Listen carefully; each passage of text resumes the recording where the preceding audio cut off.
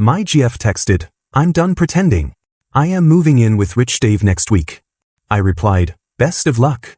When Dave's ex-wife called to warn me he was still married and broke, her dream move became a nightmare eviction notice. Ashley and I had been building what I thought was a solid relationship for 3 years, the kind where you know each other's schedules and start planning holidays 6 months in advance. I'm Tom, 29, work in IT support for a mid-sized company, make decent money but nothing flashy, the kind of guy who drives a reliable Honda and actually reads the terms and conditions before clicking accept. Ashley always said she appreciated my stability, how I remembered her coffee order and never forgot important dates, though lately I'd noticed her scrolling through Instagram with this wistful expression whenever she saw posts of expensive vacations or designer handbags. The breakup text arrived on a Tuesday at 2:47 p.m. while I was debugging a server issue, and honestly, my first thought wasn't heartbreak, it was relief that she'd finally stopped pretending. "Tom, I'm done pretending this is working," she wrote. "Dave offered me a real future. I'm moving in with him next week. We both know you can't give me what I actually want out of life. Thanks for the memories." I screenshot the message immediately, some instinct telling me I'd need proof later, then typed back, "Best of luck," and hit send before I could second-guess myself. She responded within minutes, clearly expecting more drama. "That's it? No fight? Dave owns 3 rental properties and wants to give me the life I deserve. He's taking me to Cabo next month and we're looking at condos downtown. You're really just going to let me walk away?" I stared at the message, remembering how she'd criticized my boring job, my practical car, my preference for cooking at home instead of eating out 4 nights a week. "You made your choice," I replied. "Hope it works out." What surprised me most was how calm I felt sitting there in my cubicle, watching my 3-year relationship end via text message. No tears, no panic, no desperate urge to call her and beg her to reconsider. Just this weird sense of clarity, like someone had finally turned on the lights in a room I'd been stumbling around in the dark. She kept texting about Dave's BMW, his successful business, how he actually understood what women need, but I just turned off my phone notifications and went back to work. That evening, I ordered pizza, watched Netflix without having to negotiate what show to pick, and realized I hadn't felt this relaxed in months. The apartment was quieter without her constant complaints about money, my career trajectory, or how her friend Jenna's boyfriend had just bought her a $3,000 purse. For the first time in months, I wasn't walking on eggshells or feeling like I needed to apologize for being exactly who I'd always been. The call came 3 days later from a number I didn't recognize, and when I answered, a woman's voice asked, "Is this Tom? Ashley's ex-boyfriend?" I almost hung up, figuring it was one of Ashley's friends calling to guilt-trip me about the breakup, but something in her tone made me pause. "Yeah, this is Tom. Who's asking?" "My name is Carol," she said, and her voice had this exhausted quality, like someone who'd been dealing with a crisis for way too long. "I'm Dave's wife." The words hit me like cold water. Wife. Not ex-wife, not estranged spouse, current wife. "I'm sorry, what?" I managed, sitting down hard on my couch. "Dave Miller, the guy your girlfriend just moved in with? He's still very much married to me. Has been for 8 years. Carol's voice was steady but bitter. "I found your number in his phone along with a lot of other things that painted a pretty clear picture of what's been happening." She explained how she'd been tracking Dave's lies for months, watching their joint bank accounts drain while mysterious charges appeared on credit cards she didn't even know existed. The rental properties he brags about? Foreclosed on 6 months ago. The BMW? Repossessed last week, though he's been hiding that from everyone. The successful business? He got fired from his sales job in January and has been living off credit cards ever since. I felt this weird mix of vindication and genuine concern for Ashley.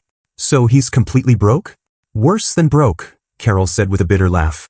"He's drowning in debt and apparently thinks the solution is finding women to fund his fantasy lifestyle. Your Ashley isn't the first girl he's pulled this con on, just the most recent." She paused, and I could hear papers rustling in the background. "Look, I know this is weird calling you like this, but I thought someone should know what she's walking into. Dave's been telling her he owns the house she moved into, but I've got the eviction notice right here. 3 months behind on rent." The irony wasn't lost on me. Ashley had left me for financial security and had instead found someone whose financial situation made my steady paycheck look like winning the lottery. "Why are you telling me this?" I asked. "Because someone should know the truth," Carol replied simply. "And because when this whole thing crashes down, which it will very soon, she's going to need someone in her corner who actually cares about her well-being rather than her bank account." Carol's prediction came true faster than either of us expected. 2 days after our conversation, she called again, but this time her voice carried a grim satisfaction. "It's happening today," she said. I'm driving over to that rental house with the eviction papers and bank statements. Dave's been telling Ashley he owns the place, right? Time for her to see some documentation. I found myself genuinely worried about Ashley despite everything. Are you sure that's the best approach? Maybe give her a heads up first. Tom, I've been dealing with Dave's lies for years. The only thing that works is cold, hard evidence. She needs to see exactly what kind of man she chose. 3 hours later, my phone exploded with calls from Ashley's number. I let them go to voicemail, but the desperation in her voice was impossible to ignore. Tom, something's really wrong here. This woman showed up claiming to be Dave's wife with all these papers. Dave's freaking out and I don't understand what's happening. Please call me back. When I finally called, Ashley was crying so hard I could barely understand her. Tom, I'm at Dave's house and his wife is here with eviction notices and bank statements and I don't know what's real anymore. I could hear shouting in the background, Dave's voice getting increasingly frantic. Where are you exactly? I asked, already grabbing my keys because something in her voice told me this was about to get much worse. 1247 Oakwood Drive. It's this beautiful house with the circular driveway and the fountain, you know? Dave said he bought it last year as an investment property. The address sounded familiar from Carol's earlier call. When I arrived 20 minutes later, the scene was exactly as chaotic as Ashley's voice had suggested. Carol stood on the front porch holding a manila folder thick with documents while Dave paced frantically in the driveway, his carefully styled hair disheveled and his expensive-looking shirt wrinkled. Ashley sat on the front steps looking shell-shocked, mascara streaked down her cheeks. The rental furniture company is coming tomorrow to repossess everything, Carol was saying calmly, like she was discussing the weather. The BMW got towed from the mall parking lot yesterday. And this house? 3 months behind on rent with eviction proceedings starting Monday. Dave turned to Ashley with this desperate expression. Baby, she's lying. These papers are fake. She's just jealous because I left her for someone younger and more beautiful. That's when the landlord pulled up in a white pickup truck, parking behind my Honda. He was a stocky guy in work clothes who clearly had zero patience for drama. Dave Miller? I've been trying to reach you for weeks. You owe me $8,400 in back rent and late fees. Pay up today or you're out tomorrow. Dave's face went white as the landlord continued. And stop telling people you own this place. You're a renter, 3 months behind, and I've got 6 other applications for this property. The elaborate fantasy crumbled in real time as Ashley looked from Dave to Carol to the landlord, finally understanding that everything he'd promised her was built on maxed-out credit cards and outright lies. The first call came at 6:30 a.m. exactly 1 week after the eviction, Dave's number flashing on my screen with the persistence of a debt collector. I let it go to voicemail, then another, then another. By the 4th message, his desperation was palpable. Tom, man, I know we got off on the wrong foot, but I'm in a temporary cash flow situation here. I've got assets tied up in investments that just need time to liquidate. If you could spot me maybe $5,000, I'll pay you back double within a month. I started recording all the calls, some IT guy instinct telling me I'd need evidence later. Dave's stories became increasingly elaborate with each message frozen offshore accounts, a business deal in escrow, a lawsuit settlement that was definitely coming through next week. The man was a creative fiction writer, I'd give him that. But the real drama started when Ashley showed up at my apartment with her mother Linda in tow, both of them looking like they'd been strategizing for hours. Linda was a shorter, older version of Ashley with the same entitled expression and a voice that could cut glass. Tom, we need to talk, Ashley announced, pushing past me into my living room like she still lived there. You ruined everything and now you need to fix it. I blinked, genuinely confused. I ruined what exactly? You knew Dave was married and you didn't warn me, Linda interjected, pointing one perfectly manicured finger at me. You let my daughter walk into that disaster when you could have prevented it.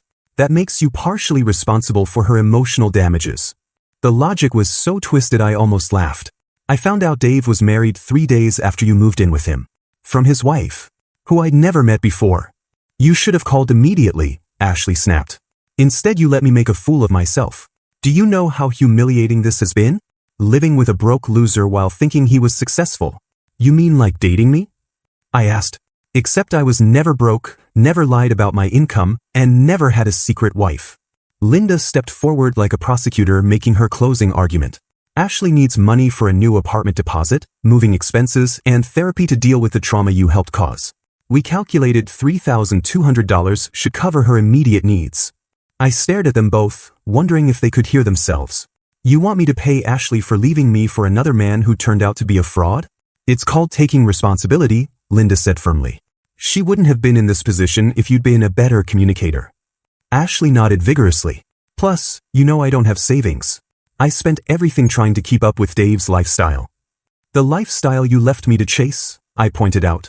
When Dave started calling again during their visit, I put him on speaker. Tom, thank God you answered.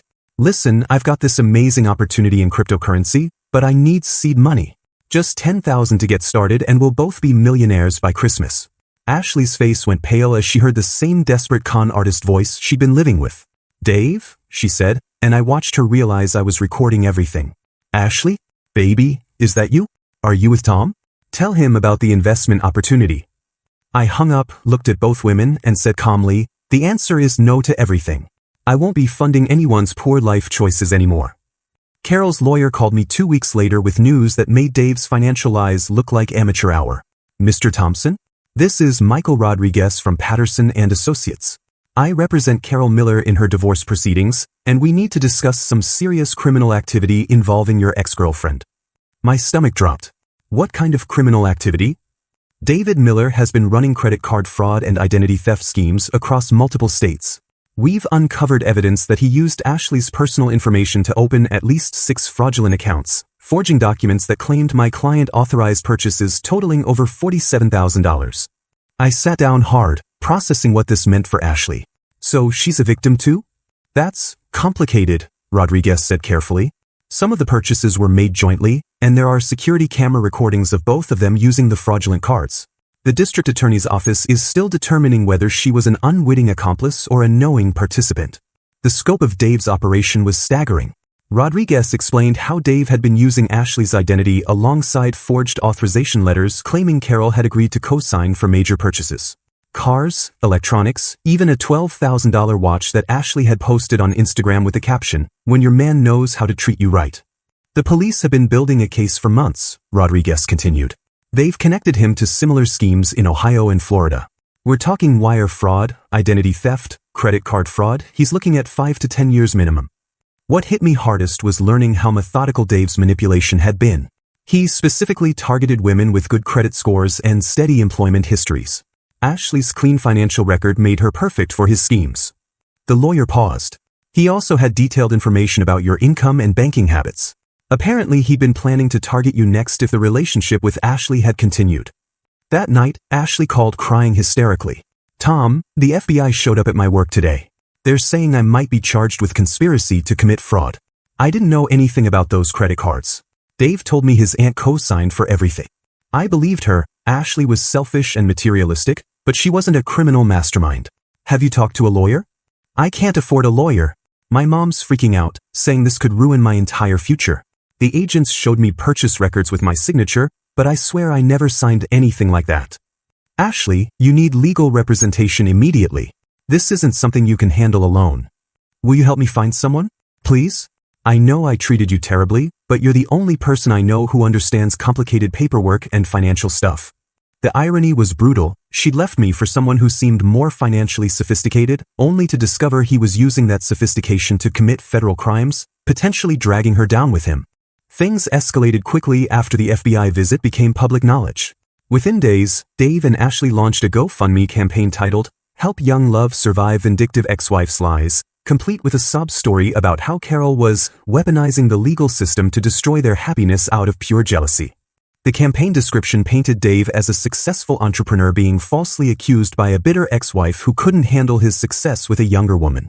They were asking for $25,000 to fight these baseless charges and start fresh. I screenshot the entire campaign before reporting it to the platform for fraud, watching their donation total hover at a pathetic $340 from people who clearly didn't know the real story. The harassment started small, anonymous emails calling me a jealous loser who couldn't handle Ashley upgrading to a real man. Then I walked out to my truck one morning to find the windshield smashed and, snitch, keyed into the driver's side door. The repair estimate was $2,800, which I dutifully documented for the police report along with everything else. Dave's workplace confrontation was the moment I realized he'd completely lost touch with reality. I was leaving my office building when he appeared from behind a parked car, looking like he hadn't slept in days. His expensive clothes were wrinkled, his hair greasy, and his eyes had this manic quality that made me immediately look around for security cameras. "This is all your fault," he hissed, stepping too close into my personal space. Ashley and I were happy until you started poisoning people against me. Now the FBI is harassing us because of your lies. I stayed calm, keeping my voice level. Dave, I never contacted the FBI. Your own crimes brought this attention. Crimes? He laughed bitterly. I was building something beautiful with Ashley. A real partnership. Then you had to stick your nose in where it doesn't belong. By telling her you were married? That was just basic honesty. You destroyed our future because you couldn't handle that she chose someone better than you, he said, his voice rising. Now you're going to fix this. You're going to call the FBI and tell them you made everything up. I pulled out my phone and started recording. I'm not going to do anything except ask you to leave me alone. That's when Dave made the mistake of grabbing my arm. You'll do what I tell you, or things are going to get much worse for you. 2 security guards emerged from the building right then, and Dave fled to his rental car, but not before shouting, "This isn't over." Meanwhile, Ashley's calls continued their predictable pattern, desperate pleas for help alternating with furious blame sessions. If you just minded your own business, none of this would be happening, she sobbed during one late-night call. Dave says the charges will get dropped if people stop cooperating with the investigation. But the most satisfying development was watching Dave's other victims emerge from the shadows, each with remarkably similar stories of financial manipulation and identity theft, turning his isolated con game into a federal case with multiple witnesses. The arrest happened on a Wednesday morning while I was reviewing quarterly reports, and Carol called me within an hour with barely contained satisfaction in her voice. They got him, she said simply. FBI agents arrested Dave at his gym. Apparently he thought working out would help him maintain his image even while dodging federal charges. The charges were extensive: wire fraud, identity theft, credit card fraud, and conspiracy across 3 states, with prosecutors seeking 5 to 10 years in federal prison. They found evidence connecting him to at least 12 other victims, Carol continued. Women in Ohio, Florida, and Michigan who all fell for the same wealthy businessman routine. The domino effect was swift and merciless. Ashley moved back in with her parents within a week, and according to mutual friends, she was working retail at the mall for minimum wage while facing civil lawsuits from Dave's other victims seeking restitution. Her Instagram went from luxury lifestyle posts to radio silence, then eventually bitter quotes about fake people and learning who your real friends are. Linda stopped calling to demand money once she realized her daughter was facing potential bankruptcy from the civil suits. Meanwhile, Carol's investigation had helped federal prosecutors build an airtight case that enabled multiple victims to recover substantial portions of their losses through asset forfeiture and restitution orders. I'm starting a support group, Carol told me during one of our occasional check-in calls. Turns out there are a lot of women who've been through similar financial manipulation, and talking about it helps everyone heal faster. She paused. You should be proud of yourself, Tom. A lot of men would have tried to rescue Ashley or gotten pulled into Dave's drama. You kept your boundaries and let the truth speak for itself. 6 months later, I got promoted to senior systems analyst with a 15% raise and started dating Rebecca, a project manager from the marketing department who actually communicated like a functional adult. When she suggested we split dinner costs on our 3rd date, I almost laughed with relief. Is that weird? She asked, misreading my expression. Most guys seem to expect to pay for everything. It's perfect, I told her honestly. I dated someone who thought my wallet was community property. It's refreshing to be with someone who understands partnership. Rebecca laughed. Oh, one of those. Yeah, I dated a guy who borrowed money for emergencies that always coincided with new video game releases. Some people think relationships are just another income stream. The last I heard about Ashley, she was still living with her parents and had started dating a guy who worked at the same retail store, someone closer to her actual league now that reality had permanently adjusted her expectations. Dave was serving his sentence at a federal facility in Ohio, and the support group Carol started had grown to over 30 members. As for me, I was finally with someone who valued honesty, communication, and actual partnership over financial transactions disguised as romance, and life had never felt more genuinely secure.